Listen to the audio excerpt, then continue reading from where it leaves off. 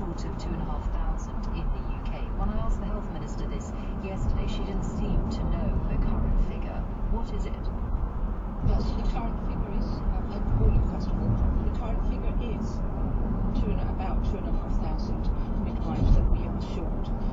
And this is a number that we have been talking about in the Royal College of Midwives for a number of years now, because we are, as we have already heard from this midwife, and I'm really sorry to hear that she has found herself in a position where she has left the profession. But I think she has said very clearly what we hear from midwives day in and day out, how they are struggling to give women the time and the quality of care that they know they need and deserve.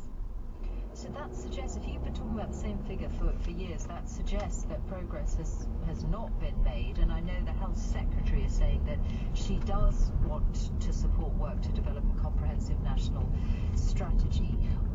What is the problem with recruitment? Is part of the problem that people hear stories such as the state of maternity wards and it puts them off? So I think that is part of the problem. We are still seeing a number of young people who come into the profession who start university and who want to become midwives, and we're fortunate in that way that we've got a good pipeline. There are a couple of things we need to be mindful of though. So although the pipeline is good, we do lose a number of students, quite a significant number of students during their training, mainly due to financial issues.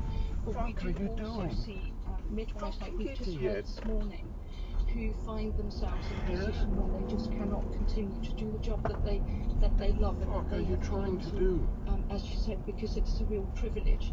And so we have to have a pipeline, but we also have to stop the leaking bucket. We have to stop midwives who are leaving. So we have to really think about how can we retain them, what can we do to make sure that midwives feel safe at work and can deliver the care that they have trained to do and they want to deliver. Karoska, what would tempt you back in? Oh, that's a very good question. It's an interesting thing because I do dream still about delivering babies, funnily enough, although I'm perfectly happy in what I'm doing now. I don't know if anything would tempt me back in, but I think they need to look at recruitment. I think to look at making recruitment attractive to older women. I didn't start midwifery until I was 40.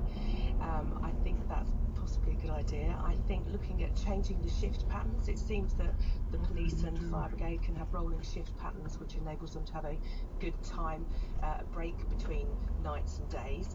In midwifery, you will find that you have no choice and you will work, for example, 3 nights on